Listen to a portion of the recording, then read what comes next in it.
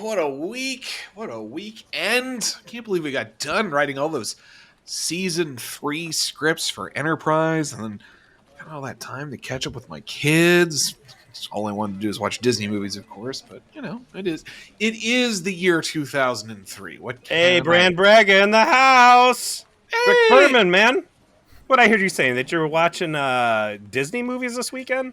Yeah, my good friend and collaborator on Star Trek Enterprise, Brandon Braga, that was in fact what I was doing this weekend. But I, Rick Berman, executive producer, sometimes I gotta hang out with the children, do what they want to do. Not me. I don't have kids. I was just doing cocaine all weekend. Celebration for finishing up all those scripts.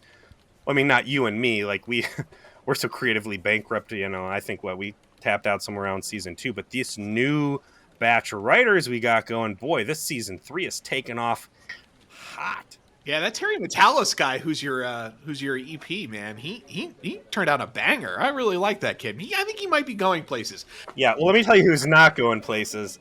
LeVar Burton, man. Did you see Oh, we stuck him with the worst one. I love it. I love it. Hey, listen, we got to talk, man. I know you thought that we were done with all of the scripts for season 3, but have you noticed that brunette that's been hanging around on set lately?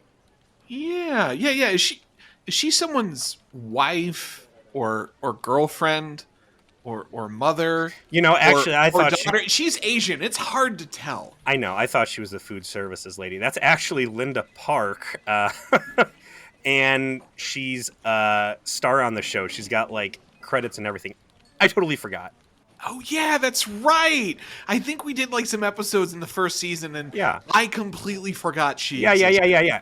She's the one we had her shirt fall off when she fell out of the ceiling. Oh, that was a great moment. Classic. Oh hey, yeah. Listen, her agent is getting real prickly and saying that we have, quote, and I quote you here, we have forgotten about her, and if she does not get an episode, they're taking us to contract court. So we're going to need to bang one out, and I don't really have any ideas because, again, I'm creatively bankrupt right now. Tell you what. It's what's on the mind, and the rest of my mind is gone as a consequence of that bankruptcy. Let's just do Beauty and the Beast. I love when we take stuff that we just watched, like that Jurassic Park episode that we stuck Burton with.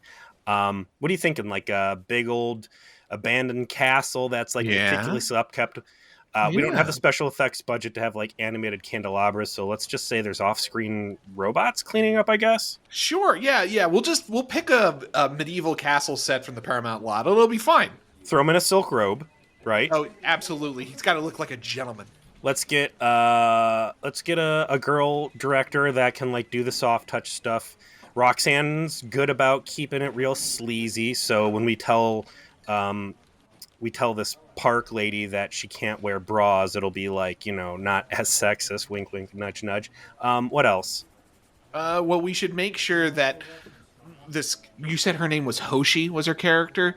She definitely should pack only the most inappropriate clothing for the circumstances, like heels, slinky dresses, and she got the no bra memo, right? That's what I just said. Yeah. Okay, good. Yeah, I just want to be sure. I want to be sure we get our. We're gonna do a musical in this one. No, that's too much effort. Okay. What else? Oh, you know what? I do have a B plot idea. All right, stay with me here. Sexy crocodiles. Now, what we want to do... Rick, stop! Enough with the goddamn crocodiles.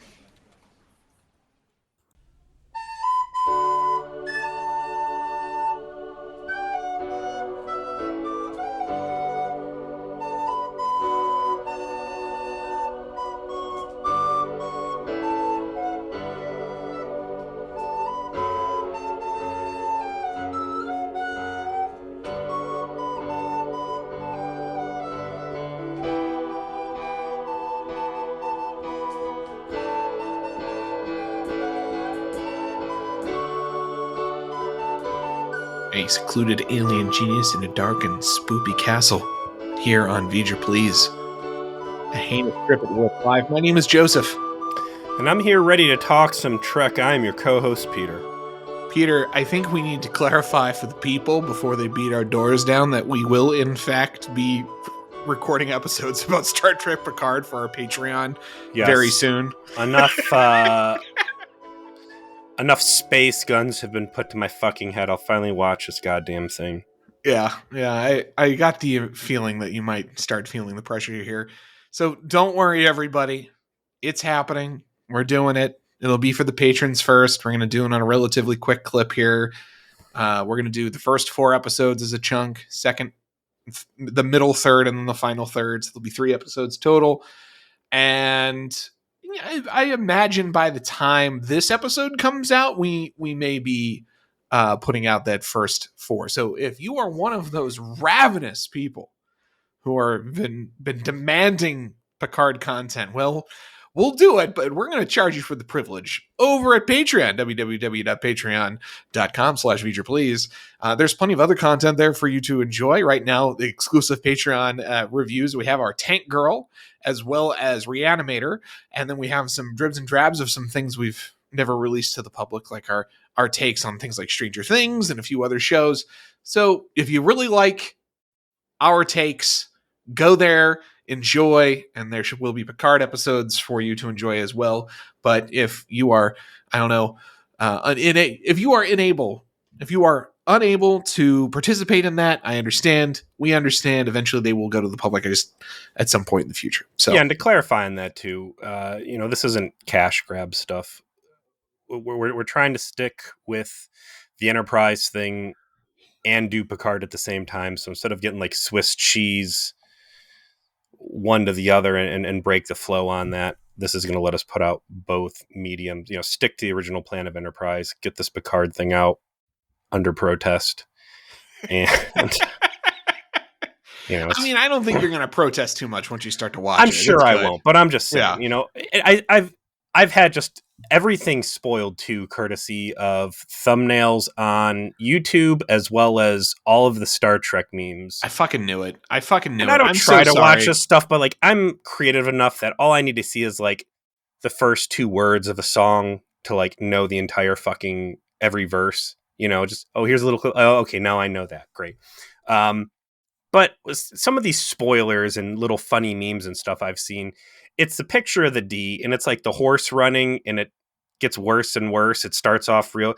This is the reverse, and it's like a bad drawing of the Enterprise, and then by the 3rd quadrant, it's photo real. And whoever did this meme, like, you just fucking suck, because I can still see Saucer and Nacelle in the first 2 quadrants. Like, the first 2 seasons of Picard were so fucking unrecognizably bad. It should be like a hellscape or like piles of dead body. It shouldn't even resemble the D. It should look like a Cambodian death camp. Yeah, I knew that was going to happen. And I even tried to tell you in advance, like, bro, I don't know if you can sequester yourself. Jump back to last episode, man. Until this fucking AI and the tech lords that care enough to show benevolence and disrupt their ad revenue algorithms to give us ways to protect against spoilers, it's not going to matter. And I mean, all the stuff I've seen is stuff that if you had me sit there and say, make a wet dream wish list of all your wild list Star Trek Next Generation fantasies that come true, I would say all the stuff I've seen would have been within the first 10 fanboy orgasms. So it's not, and here's what I'm really going to compare this season 3 of Picard to, is the Star Trek porn parody, which had people, was that Sam Hien, had someone who was a legit Star Trek fan, a good writer, understood the source material, and was able to expand it in a interesting way, in a way that showed respect to the original medium, while also having, people get banged all over the fucking place, but like, having Tashi R pop back of how could this be, and like all that, using correct star dates so it would fit in the continuity of existing season 7 canon. But I'm saying, like, on top of, here's the heartwarming part, where everybody gets a chance to pet Spot or whatever fucking fan service pandering they're going to do in this thing. There's stuff you expect. I'm looking forward to like the thoughtful plot twist where it's like, ooh, okay, that's good. That's not the, the Kodak moment that people are talking about on the groups and Reddit and stuff, but like the things there. So we won't go too further in depth, but I do want to reassure you that the reason the show really started to appeal to me is exactly the thing that you're kind of wanting out of it, which is the show managed to do interesting, engaging, dramatic expansion of the thing that we really enjoyed. And you have actors who really turned in better performances than I really thought that they were going to in executing on the material. And if I had like the end did get into we're gonna give you the good stuff here. You've stuck with us. You've earned this. you get the Mass Effect 3. What's the apartment DLC? The Citadel Yeah, DLC. there you go. Yeah, the last couple episodes of the Citadel DLC, yeah, that is absolutely the case. But it is still like within parameters to a degree Sure. that It's replicated cheesecake. That came out of the replicator. Enjoy. Yeah. So I want to go back to the Cambodian death camps. I want to go back to who doesn't? I want to go back to Impulse, my favorite episode of Star Trek Enterprise. Real quick, we didn't do the SOP closeout. You know, the Jack requested Starfleet. I'm trying to keep the bit alive, and I keep forgetting about it. So maybe it just has to be like, hey, we've had some time to think about it. You know, how will we expand SOPs based on what we saw in Impulse? I think my Starfleet addendum for Impulse is going to be, it's okay to use lethal on zombies. Yeah. Lethal forces approved if you run into space zombies. Is that General Order 7, subsection 2? In the case of zombie infestation during while on an away team, you may set your phasers to kill. I'm going to say this, Joe. I'm going to say that in my head canon, that's a real line in Starfleet, and that it was so effective that we have never seen another zombie episode of Star Trek since Impulse chronologically, because the zombie apocalypses just are never given an opportunity to bloom because those phasers go to kill. Like Archer just made sure to just write that down in pen in the charter of Starfleet. Yeah. Like, listen, guys, I know this is going to sound weird, but you will run into zombies at some point, and you just need to kill them. Yeah. Well, things are taking a considerably less lethal turn here this week on Enterprise. What episode did we watch? Season 3, episode 6, Exile.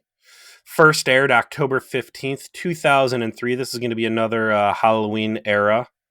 Written by Phyllis Strong. Again, Mike Sussman, notably absent from writing credit on this.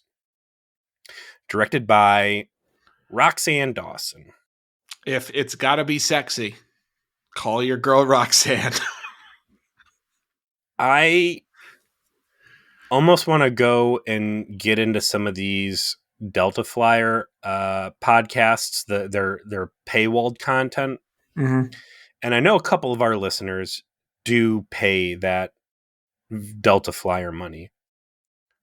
Feel free, actually not feel free, I would ask any of you that have heard Roxanne Dawson talk specifically about Trek ad nauseum, whether it's at conventions or on Delta Flyers, if she's really breached into her directorial collection, specifically in Enterprise, because it is staggering the amount of,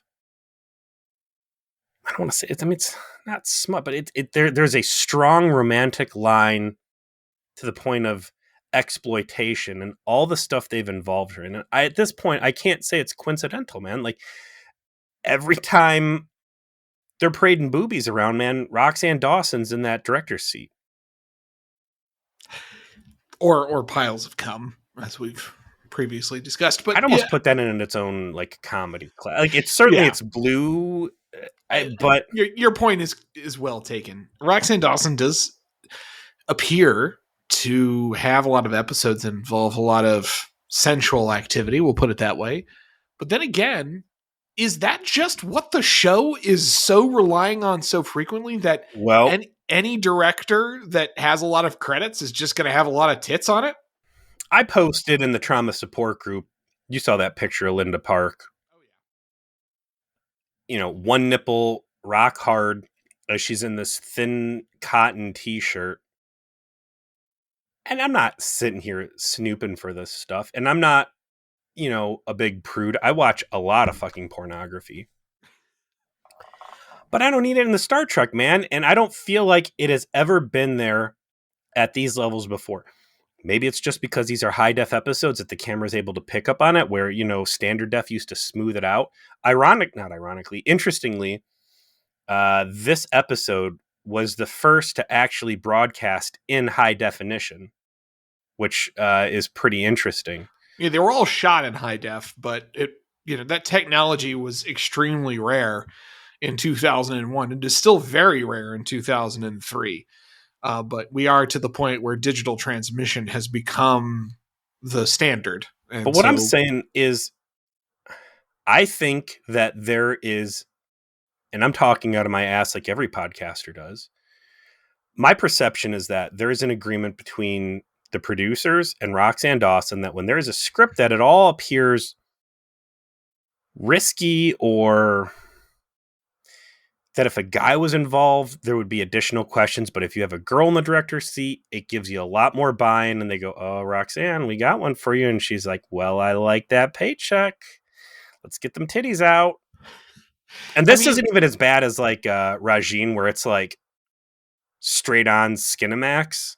This is definitely more supposed to be romantic, or have I'm not even, maybe romantic's the wrong word. It's more dramatic with a relationship angle, and a feminine touch in your director's chair on an episode like that makes a lot of sense. Let me tell you something right now. I don't know if the skit we did is going to make this episode or not. And if it doesn't, I hope it ends up in the extras of the Patreon, as a lot of our failed projects do. I did not even make the connection on Beauty and the Beast on this thing until I was reading the memory alpha. The whole time I'm sitting there watching this ugly motherfucker skulk about his weird, vaguely Eastern castle. The whole time I'm like, this is Bram Stoker's Dracula. Phantom of the Opera, Beauty and the Beast, a terrible, ugly figure who is romancing a young, vital, beautiful woman. Yeah. They all share that similarity. Obviously, Dracula is much more horror than romance, but there's still a romantic element. Well, did you see this guy's face? This Yu Zhang Vong motherfucker. When I say Bram Stoker's fucking reference right there, my friend. I like that. Is. 10 out of 10. That's what the people are here for. You're an OG. Friendship Brigade, right? The version of Dracula I'm talking is Francis Ford Coppola, and it's not Dracula and Mina. I'm getting like Dracula and Harker, right? Yeah. Gary Oldman and Keanu Reeves. Yeah.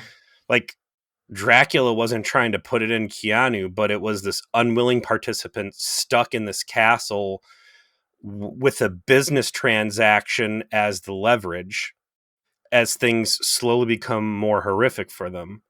That would have been, I'd say, hey, it could have used more of that, but getting fresh off of Impulse, right? Correct. My favorite episode.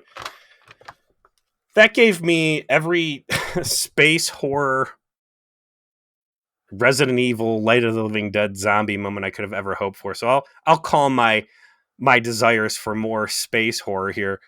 But it's an interesting follow-up in that.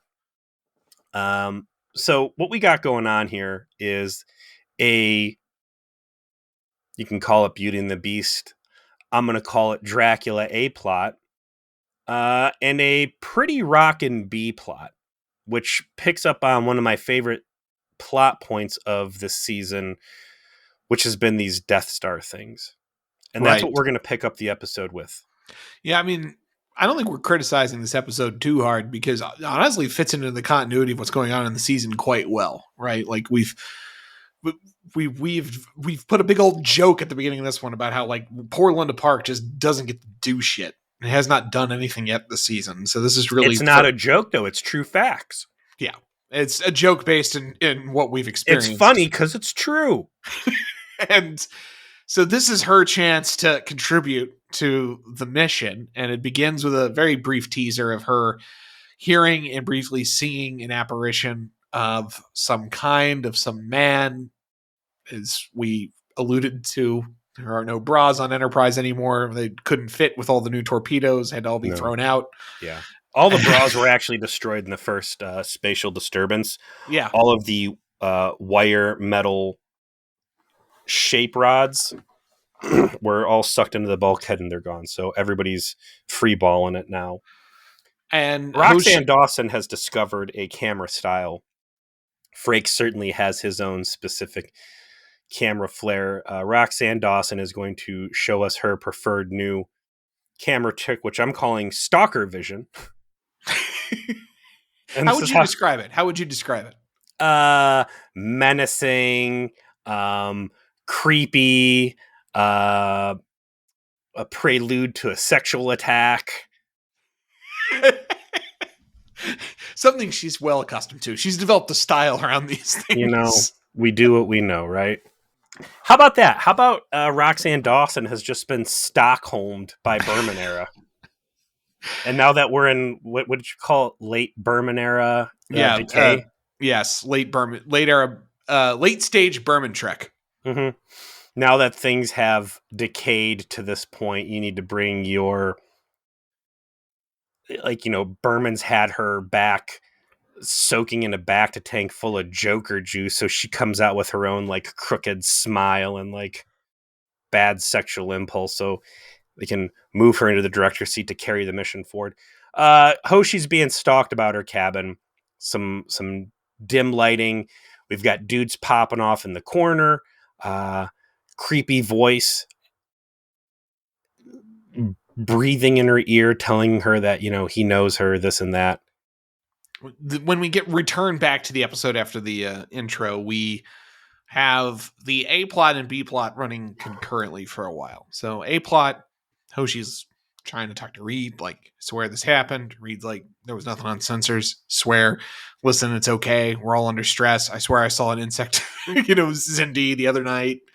We're all fucked. But she's like, nah, I wasn't. I think I really experienced it. She goes to the Phlox. Phlox is like, there's no trace of anything that's happened to you. Sidebar. What? They just encountered Rajin. Were they aware that she's telepathic? Probably not. They don't know what she did to them. She got absconded with, and then they're just like, oh, that was weird. No, man, listen, because fucking even Hoshi got the zap put on her.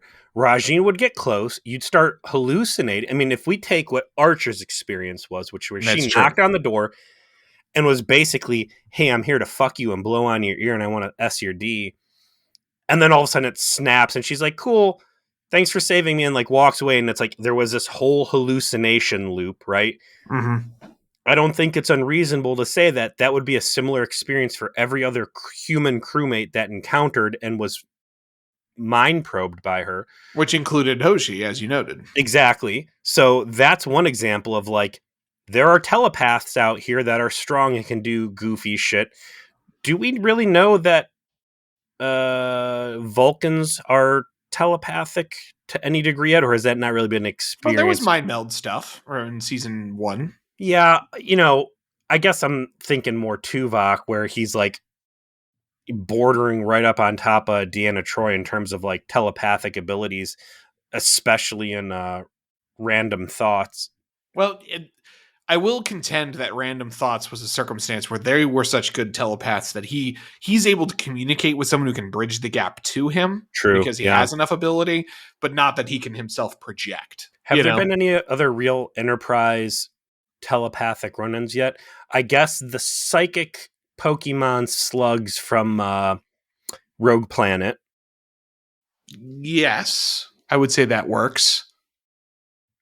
So you've got at least 3 examples that this crew specifically should be able to draw on and say, sometimes you're not crazy and sometimes it's ESP. And to Archer's credit, like when it escalates, when Hoshi is trying to parse the Zindi database and the guy returns and is fucking with her, perception, and they do the thing with the cameras within the mission center and do a lot of Very like, 90s art house there. oh yeah, very with the camera right on her face. Mhm. It's classic of the era. He immediately takes it seriously. He buys into something is happening. Well, we're going to keep you here overnight. We're going to have guards posted at the door. We're going to do all of this. We're going to post guards at the places. He immediately is like, okay, no, I understand that you believe you have been fucked with, and I'm going to go ahead and act as if that is true. There's a couple things up to this point. One, Hoshi is not okay with what's happening. And Yes. she is really milking that universal health care on the post-scarcity planet of Earth, telling Phlox, run all of the tests. Money is no object here. I want every test under Give the me an moon. MRI, damn it. Yeah. Build my HMO. Phlox is kind of upsetting too, because she's like, hey, I'm seeing things. I feel like I'm going crazy. He even acknowledges like, oh, you must feel like you're going crazy. And he throws this little quip in there like, on Denoblius,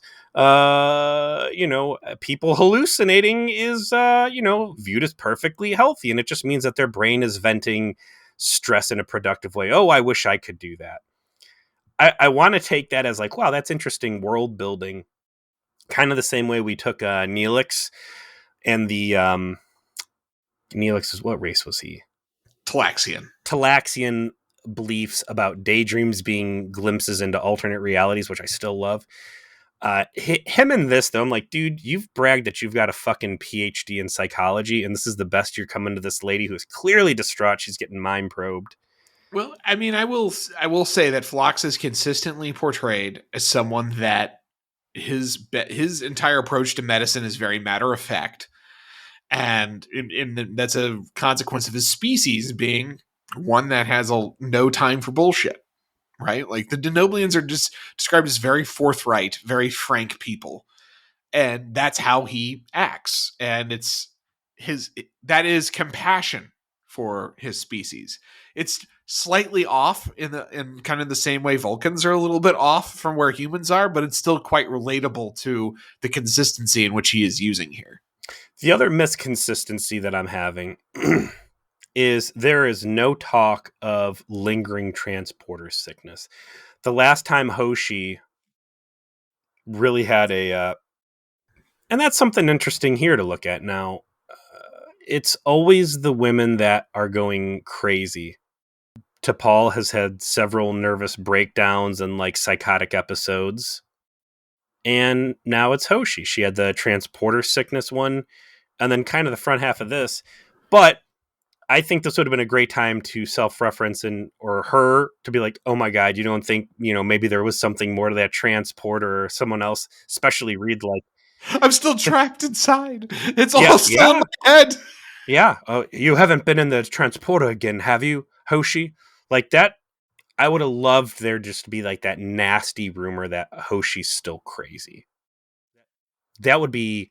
And while this is going on, it's going on in concert with T'Pol's efforts to try and map the spatial distortions and determining that there is another giant steel Death Star somewhere that's sending out the fucking waves. And by triangulating its position, they kind of figured out where it is. So why don't we go try and figure out what we can figure out about these things? Because clearly they're the reason why the Delphic Expanse is what it is. Let's read between the lines here. The script doesn't call specific attention to it, despite clear stakes that were made last episode in Impulse. These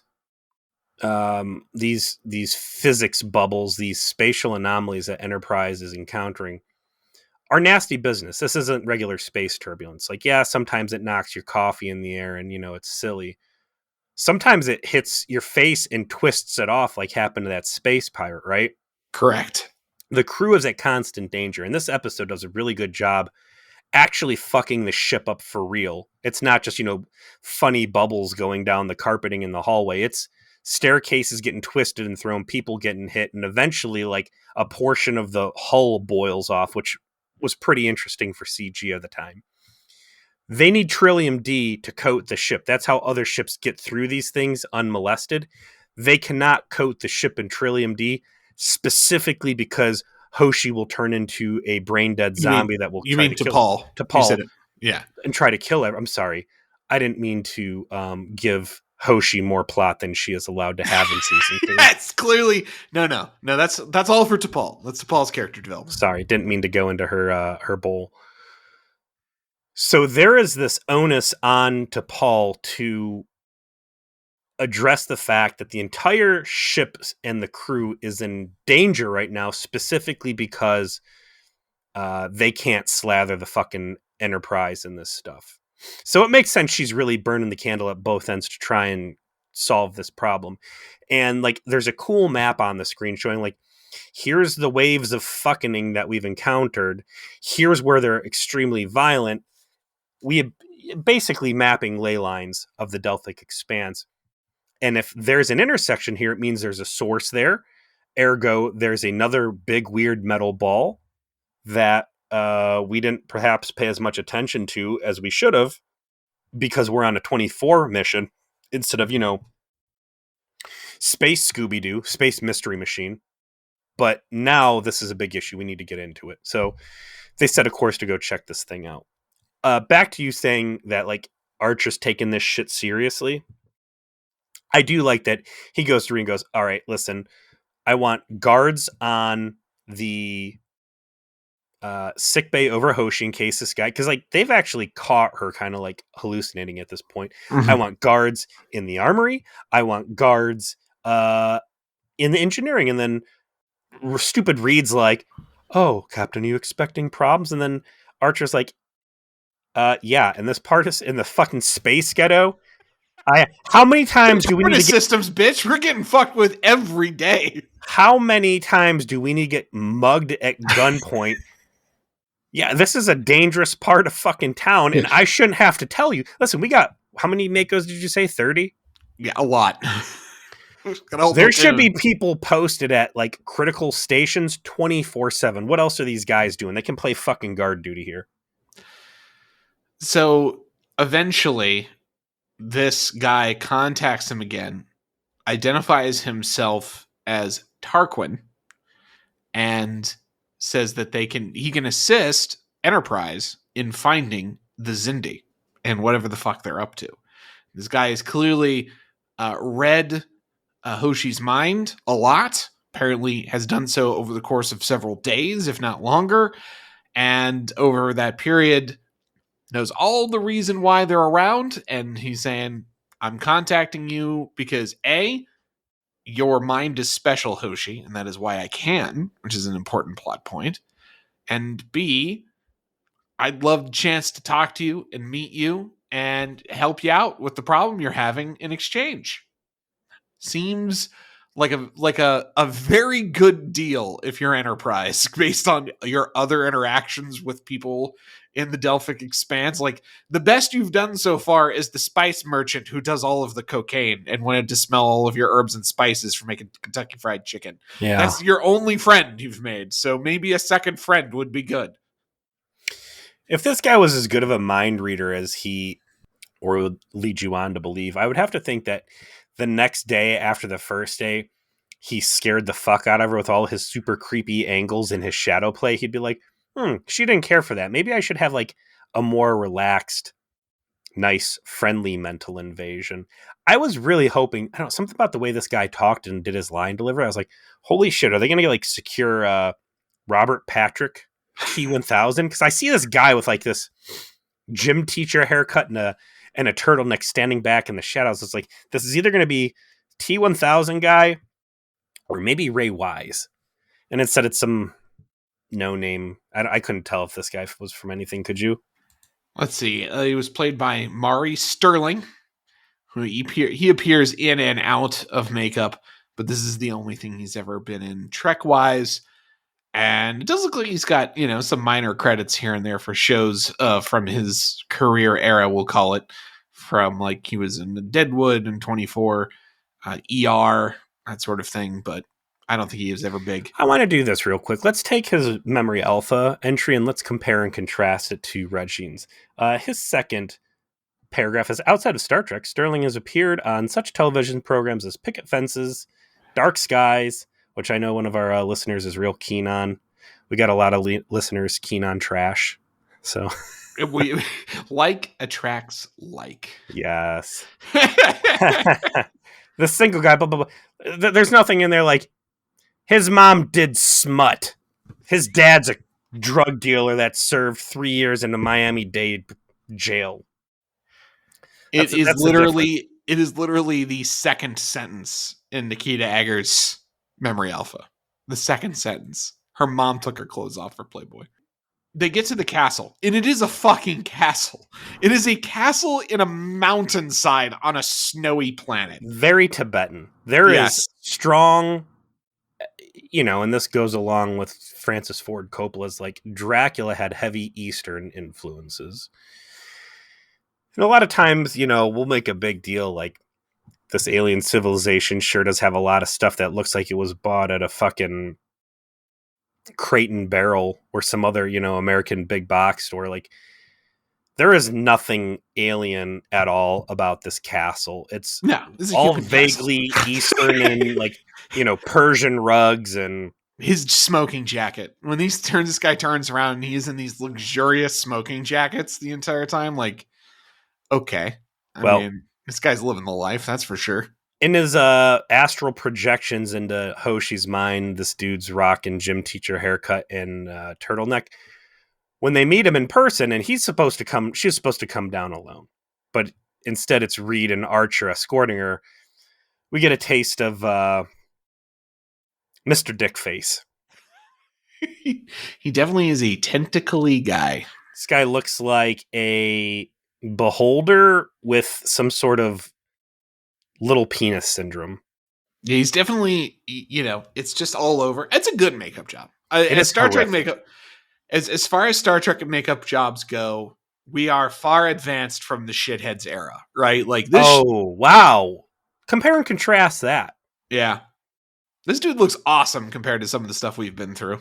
I will say, I don't think there has really been a bad special effect alien makeup job that I can think of in Enterprise off. Like, nothing's really jumping out like, this really looks like shit. This really looks like they were phoning it in.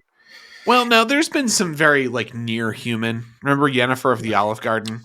Like, there's definitely been some phoning it in, but it's also been not bad. You know what I mean? And also, it's super close to Earth.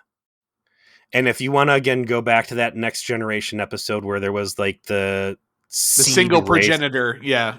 The stuff that's close to Earth should look more like And also, if you're going to have Archer have a kissy face romance thing, you're not going to have her look like fucking dick face over here. Nah. So yeah, like even going back to what was the stupid bird people one? Annihilation? Oh, the raptor rapt acting. The acting was terrible. Like the way they were having him act, but like the makeup looked good. The makeup would have looked even better if I was led to believe that they transformed into that over the course of a week and a half instead of 42 seconds or whatever their mutation rate was. Even the makeup on that was good. So this guy looks fucking horrific. He is ugly as hell. It is heavily undercut by the fact he just has a vaguely Dracula smoking jacket on. Like, yeah. It's absurd. It looks like a joke. It looks like a fucking like one cell cartoon. Like, oh, here's the distinguished gentleman, disgusting crab face man. He should be approaching with a pipe in his hand. You know, that's like the only thing that's missing in this scene. Put a fucking spectacle on him and give him a little top hat or something. That's how silly this is. He gets there. He's like, oh no, this new honey of mine was supposed to come down by herself. And Archer's like, nah, bro. Well, Captain comes on these sorts of things. And he introduces himself. He says he's telepathic. He can read imprints off of. He has spirit's touch, Yes. as we like to reference Vampire the Masquerade, and he's offering to use it on behalf of Enterprise. Like, bring me something. I can help you try and find the Xindi and where this weapon might be being built. Happy to use that. But he says, my price is that this fine young lady you've brought with you, she's going to have to stay here while I'm working, or you don't get anything. And the scene that follows when they discuss this price on Enterprise, I think it's a big W for our continued campaign of reading Archer and Hoshi's interactions under the lens that they are exes. Because his first reaction is, that's not appropriate. And when they're back up there, he's like, I don't like this. I don't like how he's trying to make moves on you. No. Hoshi, I actually went back and I rewatched that scene and I turned on subtitles. When he said that you needed to stay there, the subtitles actually just flat out said, I want to fuck Hoshi. When this guy comes up looking like a sun-dried crab face, Reed should have pulled his gun and just fucking shot this guy. This dude is a 10 out of 10 on the fucking monster scale. Everybody should have recoiled. They should have flicked the record off the needle off the record. I was like, well, so much for my hopes that this guy was going to turn out to be a, Beta Z, and that's how we were going to be introduced to that staple Federation race. It's a one and done, very clearly, vaguely evil monster with his unreasonable demands that, like, yes, leave this delectable human. I've been reading her minds. Like, don't worry about him fucking you. Worry about this guy, like, eating your face and spraying eggs in your chest cavity to hatch his young. Like, which is not the conversation they have. The conversation is, Hoshi, this guy might try and fuck you. And she's like, that's cool. I'll shoot him.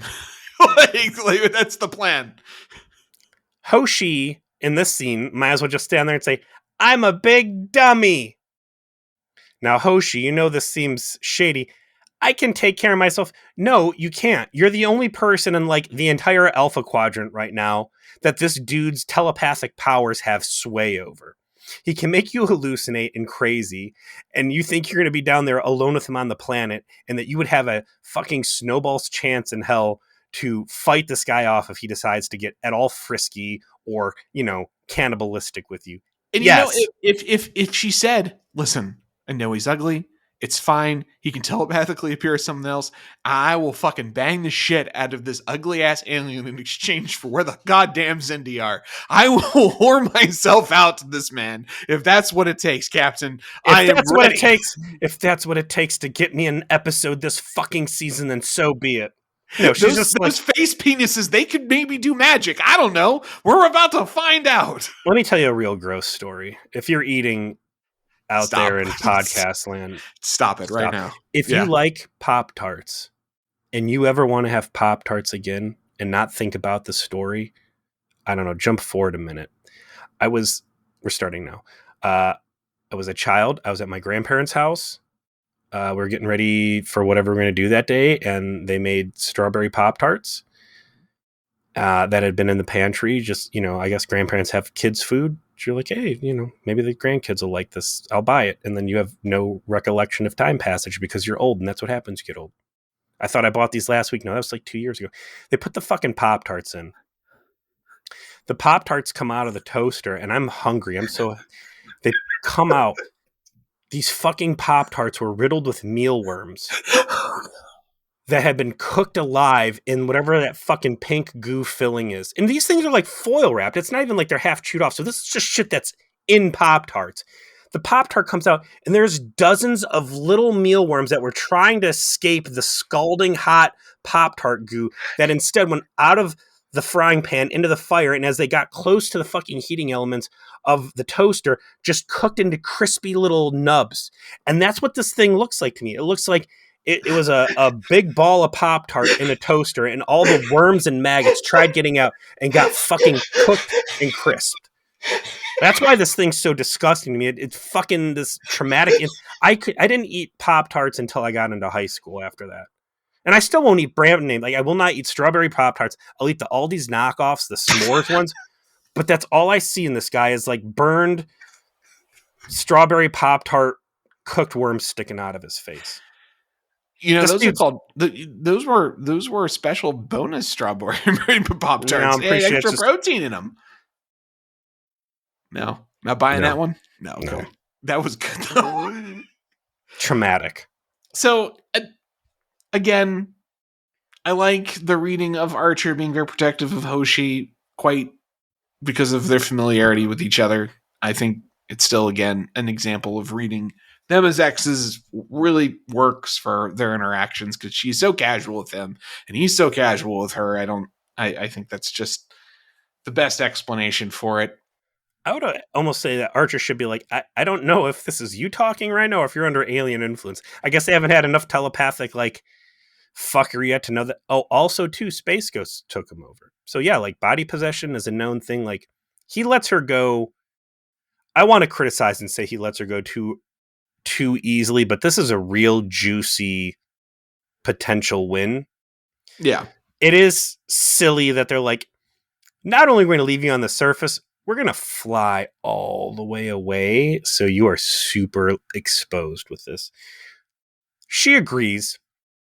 This dude, Count Molestula, he's like, here's the deal. I'm so gonna call the episode that. No, I actually, I might be a little if you too. think you can come up with something better than Count Molestula, I'm ready for it. I was going to say Count Rapula because that was a vibe I was getting off him, but I don't think that's going to be good for a title. It's going to be Count Molestula and Castle Creep.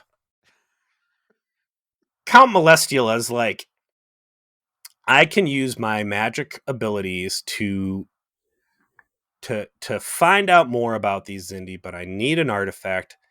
Anything someone creates has a psychic imprint that I can exploit, and I can get all sorts of info. So you need to bring me some sort of artifact.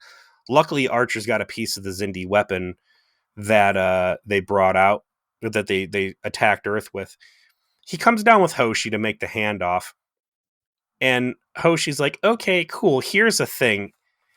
It's Count Molestula on one side, it's Hoshi on the other, it's Archer in the middle, and as like Hoshi hands him the suitcase, Count Molestula takes his big crab claw hand and like grabs the handle of the suitcase while also like doing that creepy, I want to touch human flesh, overt, whatever. Like the thing that's completely inappropriate when you take something out of someone else's hand. It happens right in front of Archer, and he's looking at it, and I'm like, Archer just needs to be like, nope, listen, we're not fucking doing this.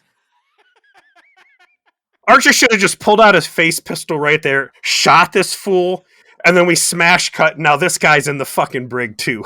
It's like, or they just raiding his shit, right? Just like cut to the Mako's going through all of this stuff. Like, find whatever he's using to use telepathy.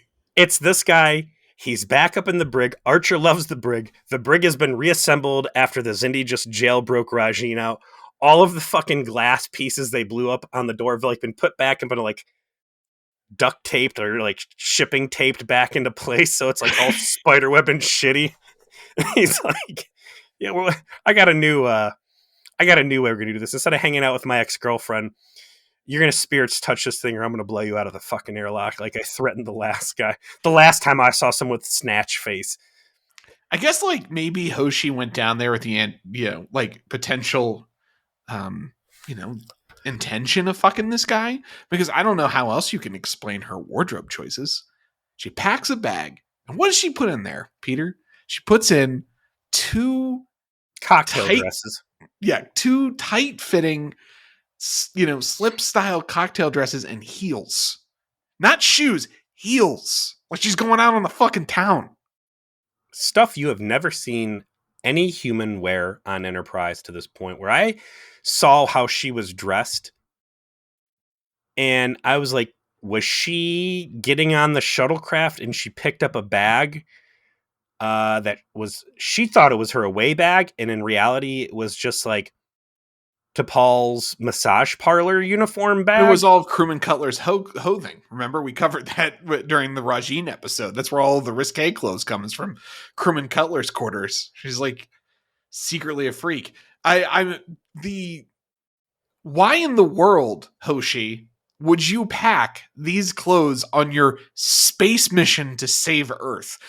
By the way, we had a whole scene where Hoshi was packing her quarters, packing shit away so she can make room for more material to like study, all the languages she was going to encounter in the Delphic Expanse. Like, but you made room for all of this, I and want you to give brought this, it with you. humor aside, this is the most ridiculous part, short of the way that they acted in the fucking bird people episode. This is complete ridiculous bullshit. Yeah, I There mean, is nothing about Hoshi that has ever shown, and I'm not slut shaming her or whatever. Jump back to when she goes on vacation. It was 2 days, 2 nights. The Ryza episode, right? yeah. Where she's the only one who ends up hooking up. She's not walking around in like cocktail dresses and high heels. She's just dressed in like t-shirt and shorts, like mom stuff, right? Mhm.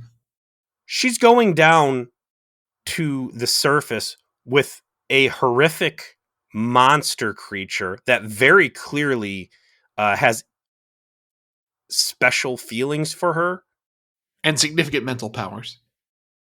So maybe he's influencing her to do this, which they don't ever intimate, but like that's the only reasonable thing here, that she would go down the surface. She should be in her uniform. This is a business trip. The most revealing it should be is like when they have her in the t-shirt and whatever they wear underneath the uniform. Like I Yeah, I could have could take her bought seeing that. her service jacket off and then like wearing her undershirt or whatever. Her having Friday night on the town with the girls outfits that she's parading around in here. Like I don't know if that was Roxanne Dawson's decision on that or if that's what the script called for. But however silly this guy looks wearing a fucking Hugh Hefner smoking jacket as a burned up Pop-Tart with bugs sticking out of his head, she looks 3 times as silly in these dresses. And that's the real reason, right? Like Linda Park's an attractive woman. They wanted, like they are with everyone this season, show off the attractive women. And so they decided to make the call on a production level. Oh, what's Hoshi going to be in here? Now, put her in a dress that shows her figure off. Put her in heels, maximize her physical appearance in this scene. There was no consideration of the practicality of the clothes. The story is informing you that Hoshi has brought with her in the decision to put her in those clothings in that scene.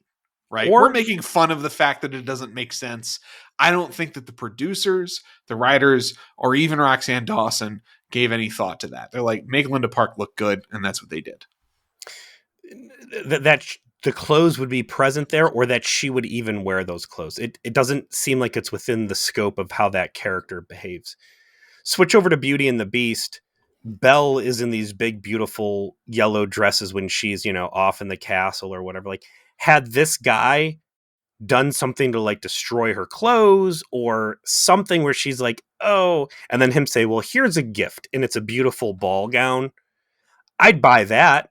Sure, there's a story behind it. I can buy anything. There just wasn't anything to explain. You want this. her in a dress? Have her in something, not some skanky massage parlor dress. Like put her in a big fucking Beauty and the Beast dress. Oh, I'm sorry, I spilled shit all over your uniform, or whatever. Here, I've got these dresses for some mysterious reasons. Never mind the graves outside. This guy also shows no chill right out of the gate, and making it incredibly apparent that he has rifled through her deepest memories. Oh yeah, I mean that definitely gives him the villain vibe from the start, like when they're having dinner, because he like goes to the effort of recreating pizza and like a hamburger, like of Earth dishes that apparently Hoshi Real likes. milady flexing here. Yeah, and it's apparently well done, but he goes too far in demonstrating knows everything about her. And the story does convey some interesting thoughts about Hoshi, that Hoshi has felt isolated because she was so smart that she has been kind of isolated from her peers and treated in a special fashion to develop this supercomputer like skill she has with languages, but it has left her without peer relationships that she would otherwise had and made her feel abnormal, which he tries to connect with, but of course that weirds her to fuck out As well when it should. as well it should. although I do like it as a character note about Hoshi. That she was. When we get more of that, right? She was close to her grandfather. There's all little tidbits in here that's actually I'm happy to have received. Her Um, parents didn't know how to relate to her. Again, once he starts crossing these super creepy lines, like, hey, not only have I been reading your surface thoughts, but I know everything. I know all your embarrassing moments. I remember that time you wiped your butt and got poop on your hand, but you didn't wash it off all the way. Like, once she sees that this dude has fully violated her memories, like, whatever those cocktail dresses she brought was, she'd be like, no way I'm wearing these fucking things. I need to be and you wear sackcloth at all times. yeah, like, I need to get the fuck out of here, as a matter of fact. She keeps cutting him slack, and again, it creates this weird. It's like they What? didn't know what to do with the script. Like, Right. were they going to build a genuine romantic relationship between the two or not? And they just seemed to never figure it out if it was going to be A or B. And in fact, they seemed to do more B plot and not enough A plot to develop exactly which choice they were going to make. I think that if they were going for the Beauty and the Beast plot, and they had Roxanne Dawson, and they had her in dresses and this and that, there needed to be something redeemable or handsome about this guy. He looks like an evil monster, and he acts like an evil monster. And by the end, the actions he's willing to take against Enterprise, like, this dude is a fucking villain. And maybe that's why they didn't go any deeper in that. It makes Hoshi look stupid for cutting him as much slack as she does, I guess. But there could have been a compelling kind of romance here. You just need to give the audience something to hang on. And this guy just looks like a two-dimensional villain. He acts like a two-dimensional villain, and it kind of comes off as a time waster and makes her look dumb in the process. We'll stick with the A plot here before we get to the B plot, since we were kind of super deep on it anyway. He gives her a tour. The focus point of is like, hey, here's my inner chamber. I'm working. Oh yeah. Also, he gives her like a fucking diary or something. I also felt like there was like ultimately going to be a big sinister reveal that never actually happens on this guy. Like, we'll find out. Oh, I'm a genetic freak. My species isn't usually telepathic, but one in 50 million of us are, or something. Yeah, so he is from a very long-lived species that goes unnamed. And apparently those with this telepathic talent have to be in exile. But it's not like he just gets kicked out. Like he was given a gift to expand his powers, which is his crystal that he shows off later. That's my favorite part. Hey, what's that? Oh, this? This is the thing you're going to threaten to smash on the floor when I get evil. Like, that's what I put in my fucking notes. Like, this is my plot leash. Would you? Yeah, I just keep it on the table. NBD. Would you like to hold it? Would you like to use it? You want to give it a try? This is my Philacraty. I care about this more than my own life. As you said, he gets put up in a fucking castle. Yeah. I was expecting this dude's story to be like, yeah, the Exile is actually me because I killed everybody else in my species, and this is actually my old homeland, and that journal you're reading is like, the last person journal before I killed him too, and like, I'm a fucking monster and I'm alone for a reason. The four corpses you see out there were, members of my species whose brains I burnt out. Like, there was a lot of opportunity to like really show this guy to be monstrous, but instead they are like half pregnant with his monstrosity. And after the tour, after dinner, and they get the first day, he gets to try the crystal out while she's wearing one of her dresses. And ultimately, that is, of course, when she wanders outside and finds 4 graves of 4 prior companions, all of which had been lured to the castle by his telepathic powers and convinced to remain or made to remain until they perished. I want to go back to the crystal ball. This crystal ball, which was a gift from his family, which allows him to exert greater mental control. It seems really counterintuitive. Hey, you're a threat to the species because you have this telepathic ability. We're going to put you in exile, but we're going to give you a psychic amplifying crystal to enhance the thing we view as a threat. Whatever. He's using this thing to assist him in working in spirits touching the Zindi weapon right? Hey, what's that? He explains what it is. Hey, you want to try? Yeah, sure. She grabs it and she gets like this smash cut of like various ships flying, just basically the entire season 3 plot condensed into like 1.2 seconds. Including like a close up of the Zindi reptilians. Oh my god, how do you make any sense of that? Oh, well, you just got to concentrate this. Wait, hold on. Ho. You're telling me that this crystal ball, if Hoshi holds it, Hoshi is now a psychic? Like I said, Well, just shoot him and take it. It's like, what, all right, what, do, figure this out. what I need you for, dickface? The second you're threatening to kill the whole fucking crew, yeah, okay, I'm gonna smash. Skipping it. We'll get there. I got some plot edits to do here. So the next scene they have is him coming into her bedroom when she's in a different fetching outfit and says, the cat, your crew's returning, you'll go back. It makes it seem like he's being, respectful of her desire not to remain and all of Yeah, that. because she's like, listen, I just found out I basically fell into a honey trap and you're trying to trick me to stay here with you for the rest of my life in some original series horrific outer limits shit here, like some glass menagerie stuff. The big thread of the episode is that this guy apparently has some sort of control over Enterprise itself that does not get explained. But as it comes back for Hoshi, he's like turned all the power off and he's threatening to kill everyone unless Hoshi agrees to remain. Which is just, it feels like a completely empty threat in the moment because the guy's just like, I don't want to kill anybody. I'm just super lonely and I really want you to stay, Hoshi. And I know you kind of want to stay too because I can read your fucking mind. And eventually, of course, she does the most obvious thing in the world and says, well, I'll just break your thing and then you'll just be alone forever. So how about that? He's like, oh, okay, I guess I've been beaten. Also, did we mention this guy has amazing technology that he can completely cripple Enterprise in orbit?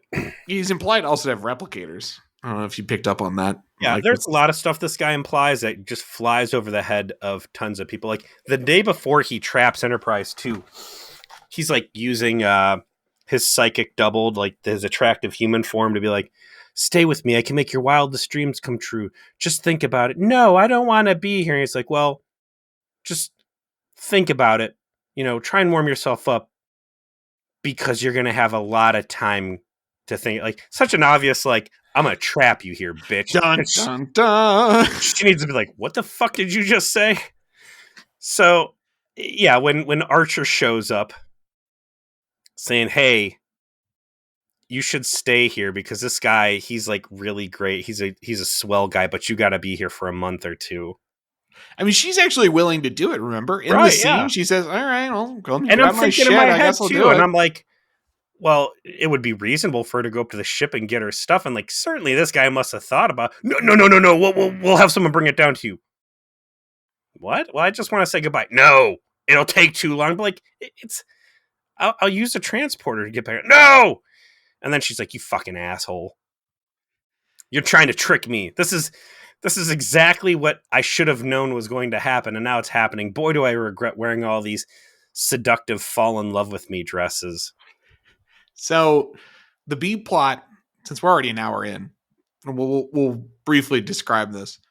The B plot is them exploring the spheres and going to the second one. And this is where we get the first run in with a spatial anomaly that does serious damage to Enterprise. It, as we recounted, tears a whole ladder off of a piece of the ship.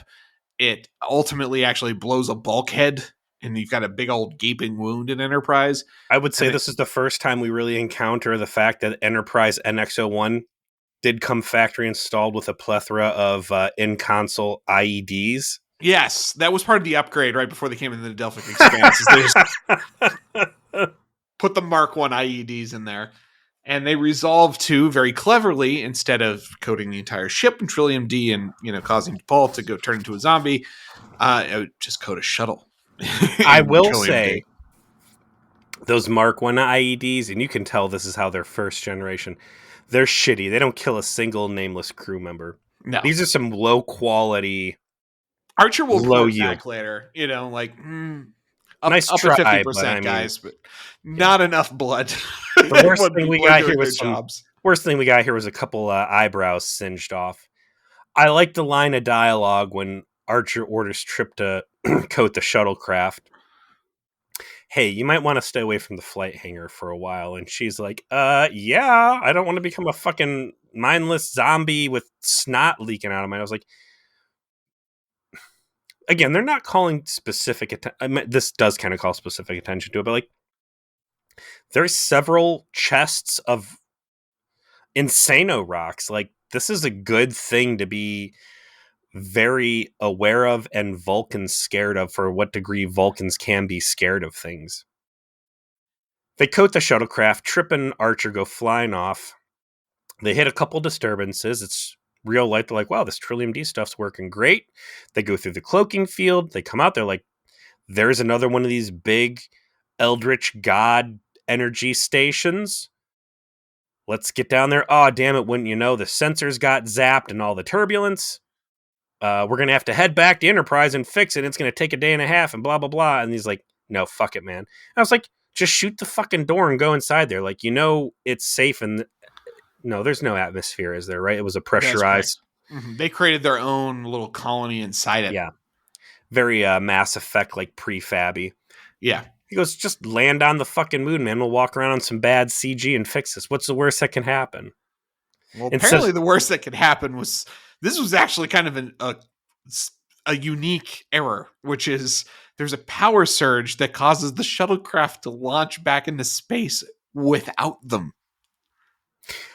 Before we make the mistake of letting the bit go, I'm going to go and insert my Dr. Jack Starfleet SOP upgrade here. All right. When doing an emergency tire change on a shuttlecraft in space in 0G, one crew member must always remain in the ship. Someone has to be at the controls in case there is a unscheduled power surge that turns the engine on and it starts flipping away. Their solution is, what do we do? Shoot at it. Blow up the thruster so that it crashes. So let me get this straight. You got two shuttle pods. You're in the middle of nowhere. You have to be very careful of these things. Your shuttle starts floating away. You've got spacesuits that have EV packs you can kind of like gust off into. What's your solution? Let's shoot our own stuff. Meanwhile, earlier in the episode, a fucking dick-face monster with terrible psychic powers walks out of the shadows, and you don't immediately gun that thing down. What double standards they have? I think in Enterprise, we've moved from one shitty gunfight to another to any chance the crew has to shoot themselves or their equipment with phasers must be capitalized. There's been like several episodes in a row now that they're just shooting themselves and their own stuff. These guys are trigger happy, but not for alien blood, just humans, Vulcans, and collateral damage. Yeah. They just want to cause chaos. I do like that they shoot it. It crashes back down because they're in the gravity hold of this moon-sized sphere. And they decide to frame the shot as it's like tumbling back towards them, and they're not moving. They're not concerned. No that, like, shits. They not should get out of the way that this thing is just going to happen to magically stop right in front of their fucking faces. Roxanne Dawson's directing them on the scene. They're like, okay, so in this one, you're shooting the phasers and the ship's going to fall. And they're like, okay, well, like, how far away is the ship going to fall? And she's like, I don't know. I don't have the script. I don't know, like 4 football fields. Oh, okay. We'll just stand here and watch. And then the practical or the special effects guys are like, how close are we supposed to put this thing? Like, oh, it's going to stop 2 inches from fucking Archer's face. While they're shooting at the shuttlecraft too, I'm thinking of, was it GURPS that had like different damage scales for like small arms and then like tanks? Like basically if you shot. Well, a lot of other systems have that too, like Star Wars D20. D20. Actually, I think West End Games D6 had it. That's what I'm thinking of. Like, you're shooting a fucking hand pistol at a spacecraft and you think you're going to like damage it, but then again, Reed did overclock those phasers. So that's the whole shtick we're doing here with this B plot. Putting us in a position where we got to have a runaway shuttle. The thing falls, lands hard, slams, rolls around, almost crushes them. They don't give any shits. Cut over to Enterprise. The ship's getting back. Hey, we're coming back. We got all the scans. Everything's great. I wish they would have done a lot more with the B plot. Maybe started alluding more to what's going on. In the end, the hypothesis is that there is a ton of these metal planets creating this lattice work, and the point of this is to create the what was it? What was the clouds called? It wasn't a nebula. It was a thermobaric. Yeah, thermobaric cloud. The thermobaric cloud is a byproduct of these machines operating, and it is an active effort to create an inhospitable region of space. The Delph Expanse is not naturally occurring. It is a creature made. Yes, it is 50 of these spheres combining to create whatever this is, creating an obvious mystery for the Enterprise to solve. They get Hoshi back after Hoshi, threatens to blow up the crystal. They are told that the alien has not been able to determine any useful information. But alas, we have one final scene to consider, and that is this guy visiting Hoshi again when she's once more in a state of undress. Here's what happens. It's not that he doesn't have anything usable. He takes the ship hostage and says, you're going to stay with me or I'm going to kill everybody. And she says, well, I got your bauble here and I'm going to smash your fucking snow globe with all your magic. And then, yeah, you might have me, but after I die in 60 years, you're going to be stuck alone forever. And he's like, well, fuck, I'm a numbers guy. I see what you're talking about. Fine, I'll let Enterprise back out of my spider web. Give me my crystal ball back, but I'm not giving you shit. And I'm like, what a fucking dry hump of an episode this was. Like, okay, this guy's not going to play ball. You're back up on the ship. Hey, Captain, this guy found out all sorts of shit, but because I wouldn't SSD, that dickface MF is, just, he's a villain. He tried to kill you guys. Like, this guy's a bad guy. Also, by the way, he's got that magic rock down there that gives him his psychic powers. I can use it. So if you want to, beam him into space, and then we can, steal the ball or just beam the ball off of his desk and we can fly away. There's some options here. They explain why they ultimately let this guy go without any issues. And it's because he turns and goes, hey, I'm going to help you after all. Because he's a simp for Hoshi. And he's like, I'm going to send Hoshi a super chat. I'm going to send a big old super chat and hopes that she'll think fondly of me. I've been a top tier subscriber to your OnlyFans for the past 4 weeks, and I've reviewed all content ad nauseum. I can't let you go. You're going to be special. I remember you forever.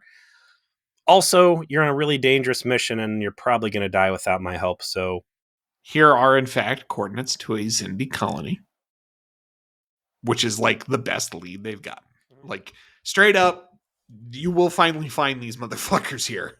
And if, hey, you change your mind and you want to come back and live in a psychic wonderland, I'll be here, XOXOXO.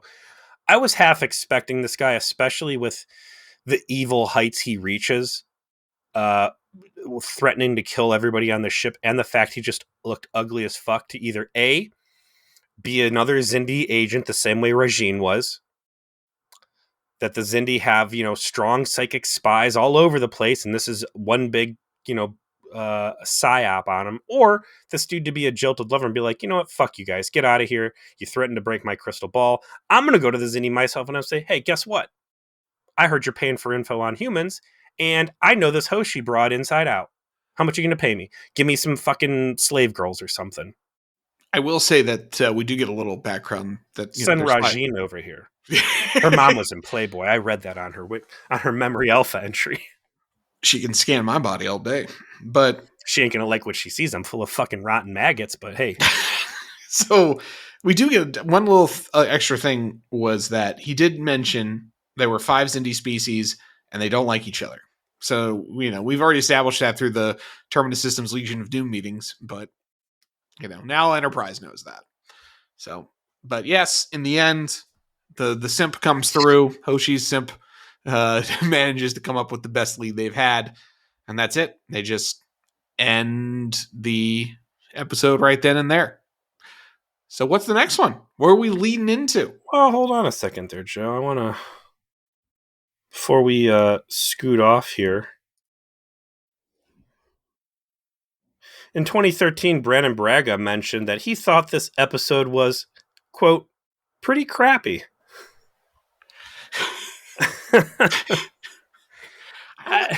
I honestly, like, the part that is objectionable, the part that sticks out like a sore thumb, the part that you can't help but notice and takes you out of what you're watching, is the obvious attempts to sexualize Linda Park to the maximum extent possible, even when the story provides no explanation for why it is occurring.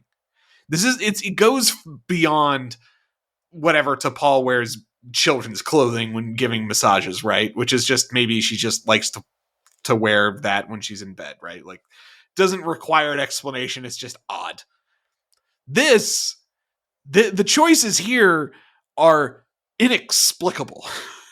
And it does call into question what the fuck is happening on a narrative level. But overall, the idea of a psychic that's trying to help them, but also trying to get something out of them, that Hoshi has a connection to him, that she's super talented in her own way. She has a mind that works differently than everyone else's, and that's why he connects with this guy. And then they're investigating the spheres, and there's a lot of spheres, and there's all shits going on, and they finally get a lead. All that works great. I don't have a problem with any of that. It's really just like, why the fuck is she in a cocktail dress and heels? Like, the fuck is wrong with you people? This episode does Hoshi no favors. And the last time we really touched Hoshi as a character is a deleted scene from the fucking last episode of season 1. Correct. Where she goes, season 2. Season 2, The Expanse, yeah. I know I was not really committed before, but now I am in it to win it, and I am 100% on board with Sparkle Motion. Earth needs us, and I am a ride or die chick now. And she has been nothing at all this entire season. This is the first, minus being a fucking raptor person. Embarrassing raptor person. So they gave Archer this dark determination and drive, right? Mm-hmm. If I'm going to doctor this script up, and we're going to put some depth on Hoshi, aside from the fact that she could have just killed this guy and stolen his psychic orb, and now she could be the first, like, psyker in Starfleet, which could be cool, which really cool. Maybe this thing even becomes like a drug addiction for her, and she's like, I need it. And they're like, no. She's like, but I'm so powerful. There's some really cool stuff she could have done if she had that rock. If they would have made her a little shady, if they would have made her cold, if she would have been like, listen, Captain, this dude is into me, and I don't know what he's willing to give us, but I'm going to go play this fucking fool. And I'm going to go down there. I'm going to seduce him so hard that he gives us all of it. And if she went down there with the intention of seducing him and jerking him around and milking him for info, and like there was like bad bitch vibes coming off of her, I would respect the hell out of that. Instead, she goes down there like a Girl Scout, like, oh, I just want to be friends. All right. Just this real Christian daycare teacher attitude through the whole thing, despite the fact she's wearing these dresses. Like, they don't know what to do with her. She could have been vaguely Seska-ish, and it could have been really cool, and instead she just looks like a fucking idiot this entire episode. No favors done. They don't know what to do with her character, and I don't think it could have been more obvious here. And the same with Mayweather, right? Like, Mayweather hasn't even had an episode yet. Like, yeah, poor man might as well not be on the show at all. So they really don't know what direction to go here, and it's hurting. It's hurting these two characters in particular. And I'd say it's hurting Hoshi more. Hoshi had potential and she's fallen off, and Mayweather started bad and they've done him small favors the entire time through. So like he's still not a good Yeah. character, but I would say that he has gotten progressively better. And they not only did they they forgot she exists and they don't know how to write for her, and they're Yeah, not especially even really because trying. they gave her a very interesting character element that they don't typically have available to them, which is she's not really a professional space person and she's not particularly interested in being one. She's just really loves languages and wants to do a solid for Archer. And they disposed with her hesitance to be in space. And instead of embracing that and showing her really like developing into an officer that wants to be there, they stick her with the fucking Beauty and the Beast episode. Okay. Or creepy Count Molesto. All right, man. We're gonna go into season 3, episode 7, The Shipment. And this one's gonna be written by Chris Black and Brett Friedman, directed by David Stryden. Enterprise discovers a Xindi mining outpost where components of the Xindi weapon are being assembled. Well, that's a direct lead-in off of the tail end of this one. Correct. They got the Yeti-looking Xindi dudes here with like the snaky werewolf faces. We're gonna be really we're getting into the plot now. Like no more fucking around. This is crazy. This has got the under in the memory alpha. It's Arc the Xindi Crisis 8 of 28. Like that's the whole season. That's more than the whole season. Yeah, it's more. Yeah, it doesn't stop in season 3. It didn't start in season 3 either. I mean, that's started the previous season 2. Mm-hmm. Was this a good one? I would say it was fine. It wasn't good because of everything we just said about Hoshi, but it wasn't bad because in the end, the pieces of this do build out some things that are interesting. I was saying, is the shipment going to be good? Oh. Yes, the shipment is good. Good. All right. Well, that's all I need. All right, man. Thanks for listening to Feature Please. We'll see you next week.